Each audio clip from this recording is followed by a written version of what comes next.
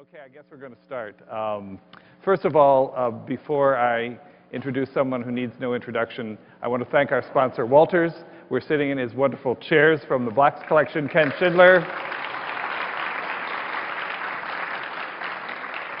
Thank you very much.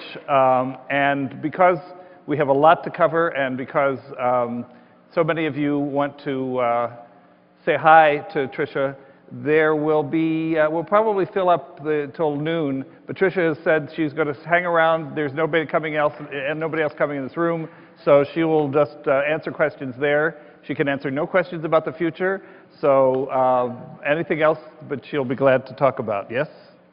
Okay.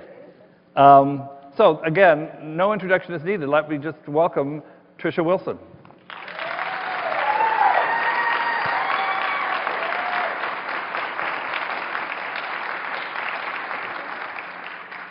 So anything new? Oh, lots. All right. But by way of introduction, we have a short video that we were able to magically obtain that was made for an award that Trisha won, the Junior Achievement Business Hall of Fame. So let's roll that video, and it gives you a quick introduction to the beginnings of her career. So, how'd you like that hairdo? Well, I was going to ask you about that woman in that photo. Texas big hair. What do you think about looking back at her, and what was she like? She had a lot of guts, and the placket that I have on my desk says, "It can be done," and I think I've never thought I couldn't do something. I mean, it never occurred to me that I couldn't do something. I just didn't question it. I just did it. Did that architecture degree, when you were studying, have hospitality in mind? Oh, no. In fact, back then, which we don't have to go into the years, but back then, I thought I would be married and I wanted 5 boys and that a man would be taking care of me and I would just help my friends with their homes. I mean, I never had any intention, but I had to work, so I had to get a job. And I was trying to look everywhere. I didn't even have a car. And I was trying to look everywhere. And I went into Tychus. I decided, how could I do architecture? Now, this is way before CAD, way before computers. I mean, you know, and, well, maybe not computers in the 60s, but late 60s. Oh, I just told you. Well, I was going to tell them if you didn't, so that's all right. Yeah. But anyway, so I just went into a department store and I thought, oh, wouldn't it be fun to do window display? So I applied for a window display job because I love window displays. So creative. I think we all get so much input from window display and retail and things like that. Joyce is saying yes, yes, yes. And because she does such a great job of displaying things. And so they must have put it into a file, you know, under interior design department, or interior design department in a department store is really a glorified furniture salesman. I hope any of you that are in a department store don't. I think they've changed since then, let me just say. So my first assignment was to sell mattresses. And I became the best mattress salesman that they had. But I learned a lot. I learned a lot. And but I do remember crying to my boss saying, "This is so hard." I remember crying, and he said, toughen up. And but somebody came in to the interior design department, and just like the video says, wanted a chair upholstered or something like that. And then he said he was doing restaurants. He was going to do a restaurant. And I said, oh, well, let me do it. And he said, well, what do you know about restaurants? I said, oh, nothing, but I can do it. And so I did. And that was, timing and luck has so much to do with it, too, because it was right when Dallas got liquor by the drink. In other words, prior to that, there was only private clubs in Dallas, Texas. So all of a sudden, they allowed liquor in a non-private club. So this was the first, and of course then, because I did the first, then everybody wanted me to do, so I did more. So that's when I called Trammell Crow. I said, I can do your restaurants, because that was my love, and that's what I wanted to do. And I didn't know him. I mean, I didn't know him, and I just wrote him a letter.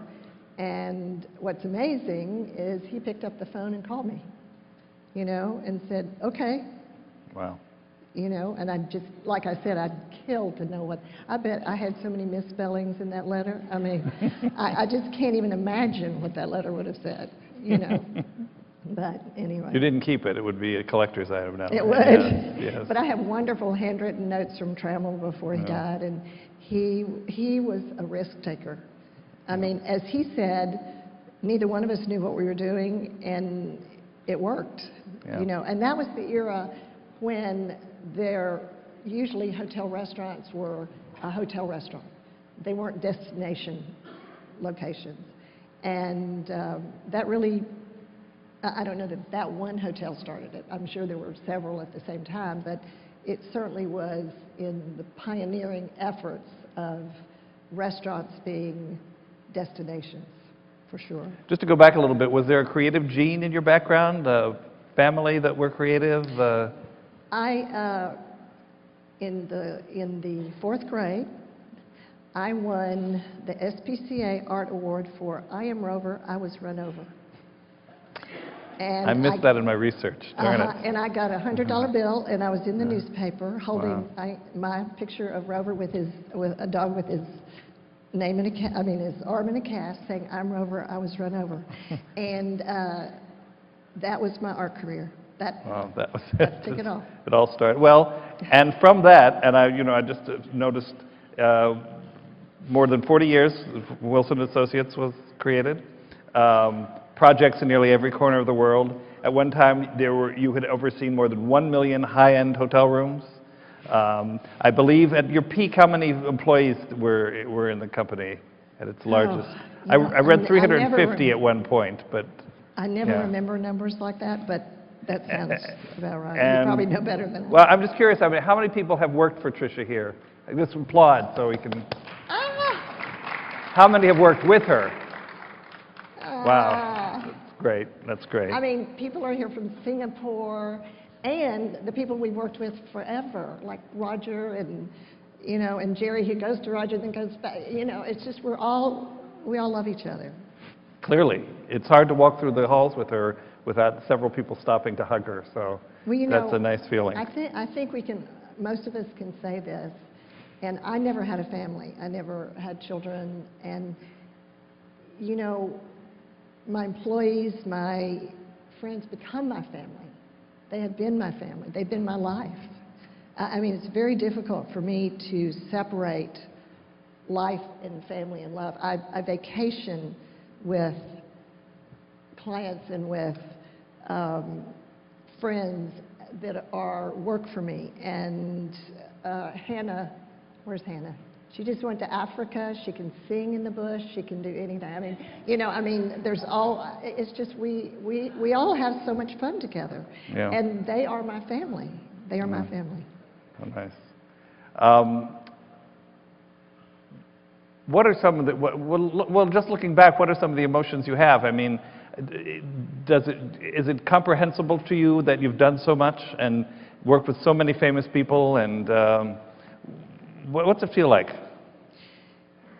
I'm always amazed if I take a client or a proposed client around the offices, whichever office I'm in, and I walk them around and I have everybody tell them what they're working on.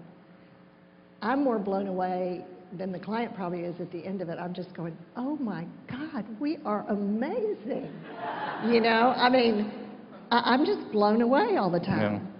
I really am. I'm just even blown away that you can get on an airplane and all of a sudden you're in Dubai.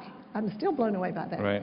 Right. And I just love life, but I get so excited every time that I'm so proud. I'm so proud of what we've done. And when I say we, that is the operative word, because it's not me, it's the team.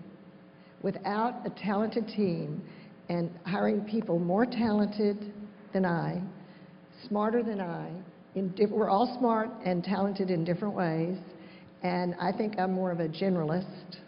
I think I'm good at a lot of things, but I may not be great at one thing, and somebody else is great at another thing, and I'm not intimidated by surrounding myself with greatness.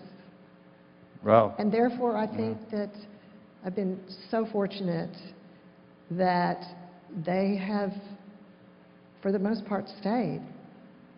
Or it's like a mom and they go away. They pledge to Singapore or someplace, and but they come back and it's like reunion. Yeah. It's wonderful. Well, you said during the Trammell Crow days that there was no real hospitality industry. No. How was it, describe seeing it build to what it is today, to this sort of event, to the magazines that surround it. What are the highlights for you in creating what we know today as the hospitality industry? Your own and others. How did it become what it is? I think it's so exciting because now everybody knows, and of course I'm prejudiced towards interiors because how many exteriors, maybe other than the Khalifa Tower in Dubai, you certainly know that because it's an iconic building, but or maybe the Marina Bay Sands in Singapore because it's iconic. But if you think about a hotel, you think about the interiors, right? I mean, a lot of people don't even know what the exterior of a hotel looks like, unless it's a classic hotel or something like that.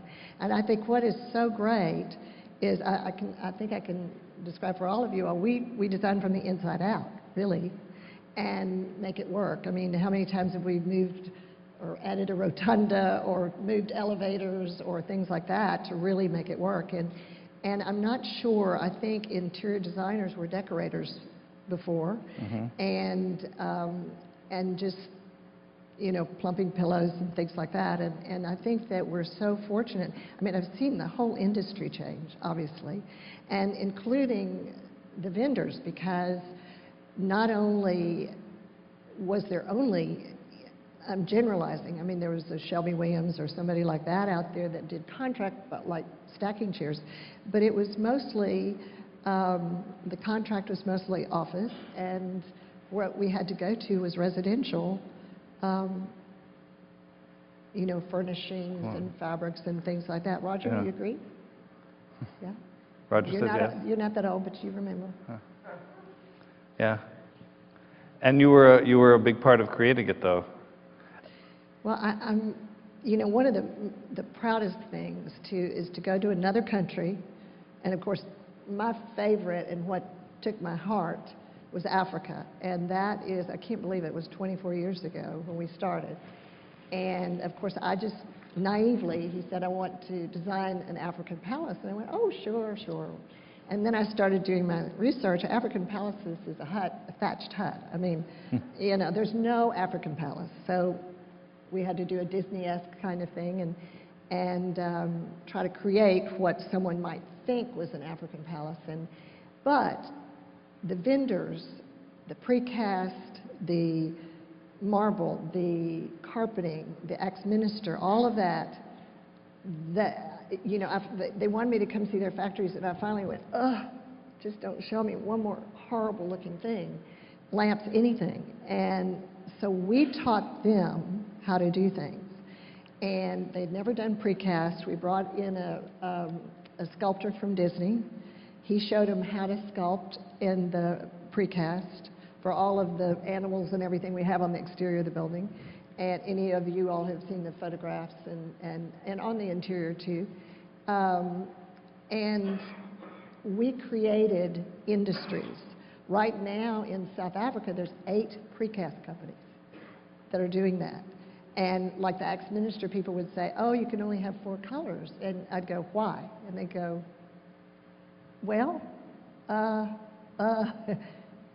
we want 12, 14, something like that. So we created, and we made jobs. We made jobs. I mean, some of the artwork, there was a night watchman on a farm, and I just saw something he had done. It was a wood carving. You could keep it outside. It was animal. It was all African animals, huge, huge wood carving. So I ordered through the farmer. I ordered these things from him. And he wrote me this, I do have that letter. He wrote me this, you know, like third grade letter, barely could write. And he said, now this is this huge palace-looking hotel. And it has 420 rooms. And he said, I can't wait to come see your home. And I thought, oh my God, if he drove up and that's my home, you know. And then he said, I'm going to buy a pair of pants, some, I think they call it juvie over there, but that's marijuana, some juvie, and something else. But, you know, and that's what he was going to do with his money, you know, so. But it was just, but then he started making these things in different ways for other people. So, I mean, we created jobs, we created work for whole industries, you know, and furniture. I'd walk into all I would do is go to the back. I didn't want to see the showroom or anything because it was hideous.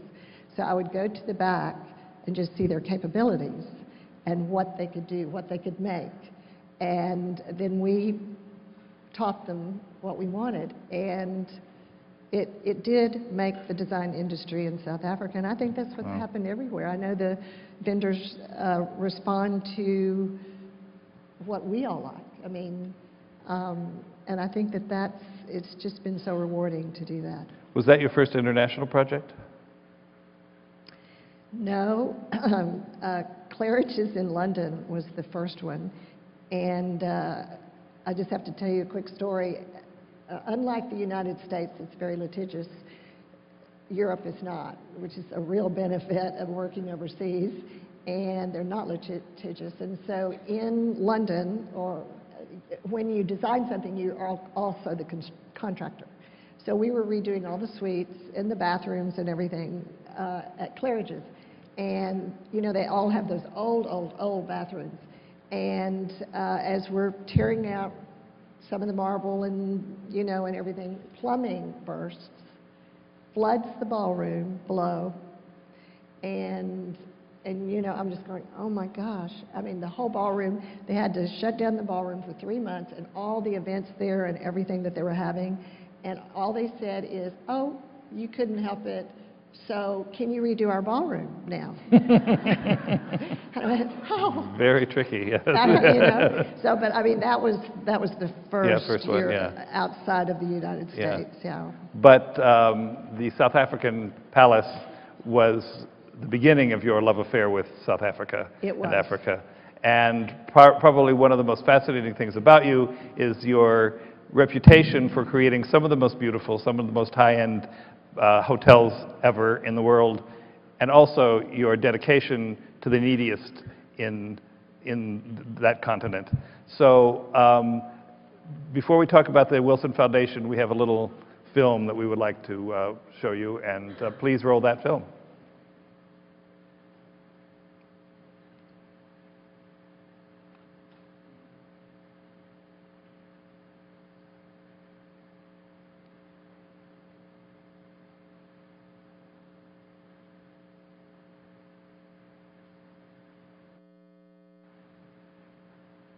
Well, while we're waiting, why don't you talk a little bit about the beginnings of the foundation? Well, I loved Africa so much that, you know, how can you not love it? And there's so much need, and I just couldn't pass by and see need and not do something. I mean, I don't see how anybody could. And, you know, people would think especially South Africans would think I was crazy. And I don't know if you all know the parable, the starfish parable, but where a little boy, the starfish are starting to wash up on the beach, and hundreds of starfish. And he takes the starfish and he throws it back into the water because they're stranded on the beach. And this old man walks up and he said, oh, you are so silly. You know, you think you can make a difference? Look at all these starfish. And as he picks one up and he throws it back, he says, I can to this one. And that's really why we say at the Wilson Foundation, it's one child at a time. And it works. It just works. And we do things in the United States as well. We started with the United States. We still do in the United States.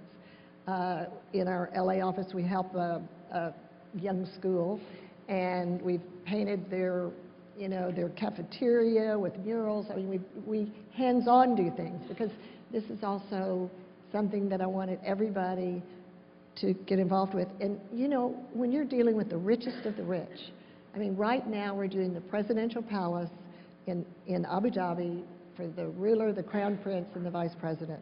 Well, I can't remember. I mean, just the entry hall is 60 feet tall, entry hall. So, and it's the combination of the Capitol and the White House all combined. It's 3 million square feet. So imagine that opulence. Or somebody's 747 and you say, what are you going to put at the top floor? And they said, oh, that's the kids' playroom. I mean, this is our world. Or I'm with the Sheikha, and she just has a casual day with me, and she doesn't have to be covered, and she has a diamond as big as my belt buckle right here, and I'm just going, oh, but to keep us grounded, I think it's so important, because that's not the real life, real world, is giving back. And I have always said that do great design first, then give back, then money will come. And it's true. It's really true. Okay, I think we have the film now.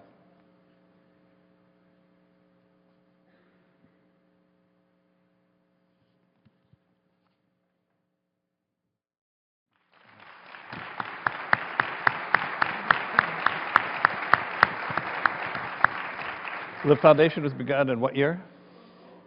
91. 91. And 91. Talk a little bit more about the scope of it and what it's accomplished. And oh gosh, I could talk all day.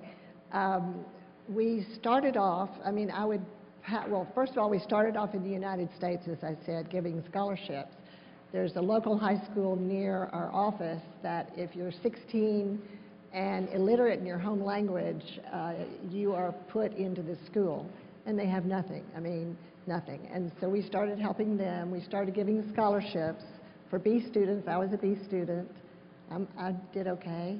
And so, and A students can also always get scholarships, but B students, not so much. So we started doing that and going to university, any degree. It didn't have to be in our industry. And so then I went to Africa, and all of this was going on at the same time.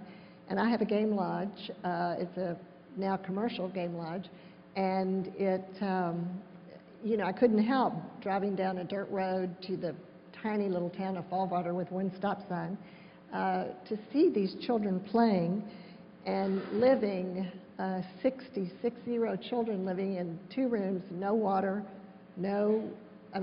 leaks in the roof, no ablutions, no food. The government only gave them what's called mealie meal, which is like our grits, and only enough for 15 students, and no shoes, nothing.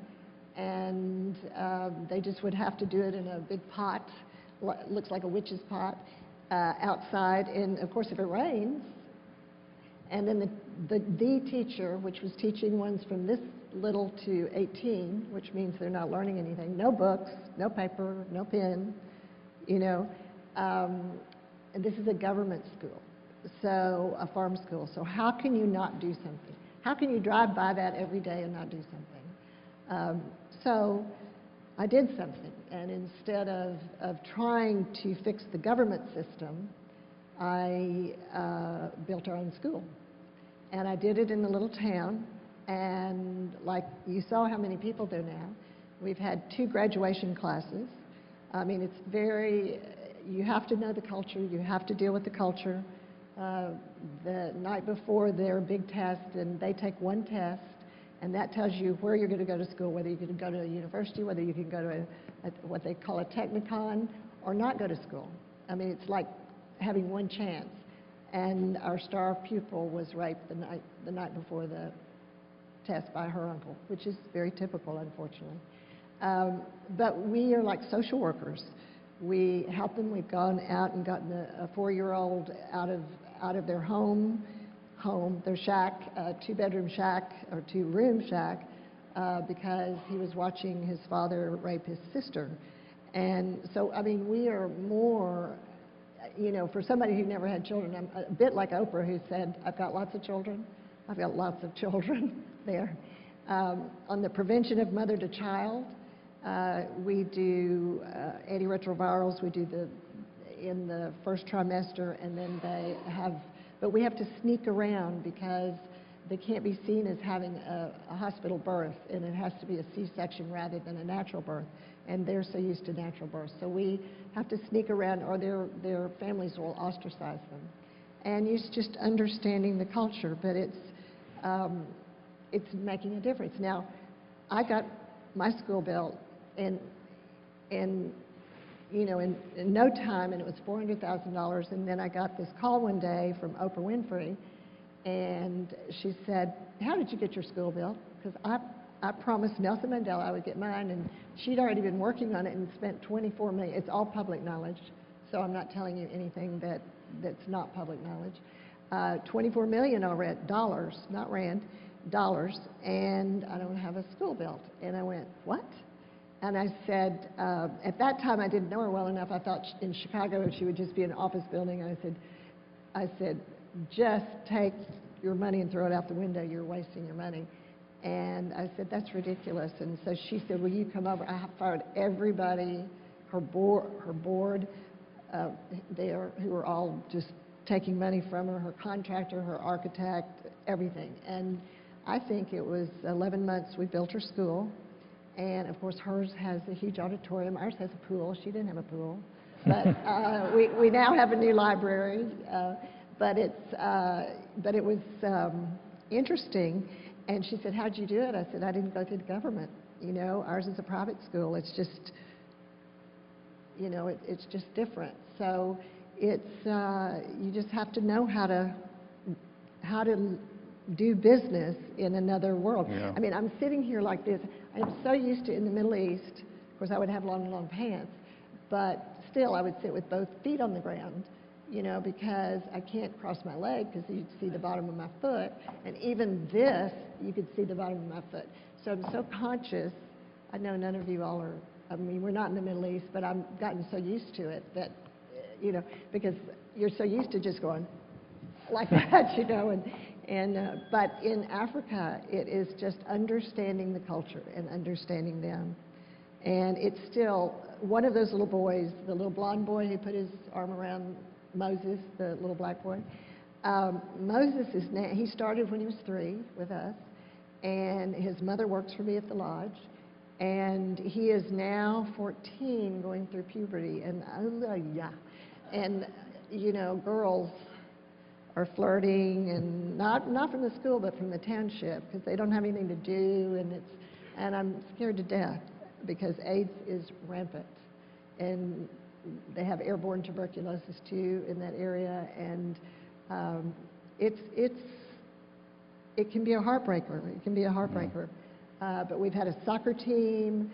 We have the Mother to Child program. The best thing, I think, is because everybody's focusing on girls, girls, girls, girls, right? I mean, that's all you hear, you know. I mean, Oprah only does girls as an example. And the Bush Institute is now doing girls. And we started a program called Boys to Men. We had no idea. We have these wonderful young men that are mentors, and they take these boys out on retreat, and they talk to them. And we found out that the boys were getting raped as much as the girls were getting raped by a family member. And we were astonished. And they've made games, and they've put their own, it's like soccer games, and you can move forward to get them to come out to talk about it. And they came up with the questions, and they will break your heart, the questions. What do you do if you see your father raping your sister? What do you do? I mean, these are real-time issues. I mean, we can't even conceive of those kind of things. How can we not help them? And there's need all over the world. I mean, we're sort of a united way of our little community because we do everything. You can't just do education. We found that out. We started with education, and then these children were sent malnutrition. You know, they couldn't even stay awake.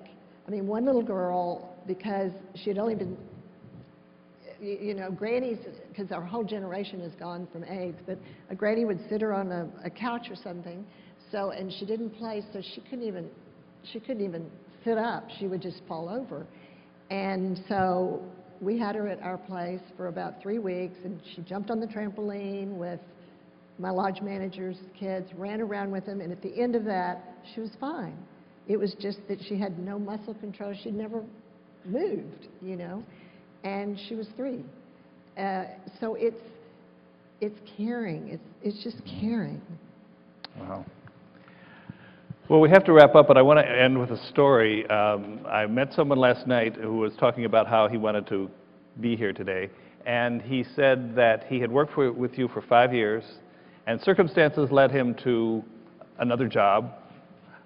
He said at the end there, he said, but if I could, I would work for her forever. Oh. I just wonder, what's the secret of that kind of loyalty? What do you think, if you can express your own feelings? You know what I think? Oh, I'm going to get teary. I really love, not everybody, but I really love the people I love. I get very close. I can't distinguish between work and family. They are my family, and well, and it's, you know, I saw Stacy today. She's somewhere else, and I got teary, you know, and she got teary, and I just. I don't mean to be Barbara Walters, so maybe I No. ask you this. Well, you know she's retiring. So don't retire. Well, then let's just say that on behalf of the industry, you were among the handful of people who made it what it is today, and we owe you a great debt of gratitude. Thank you for being here. Thank you for being here.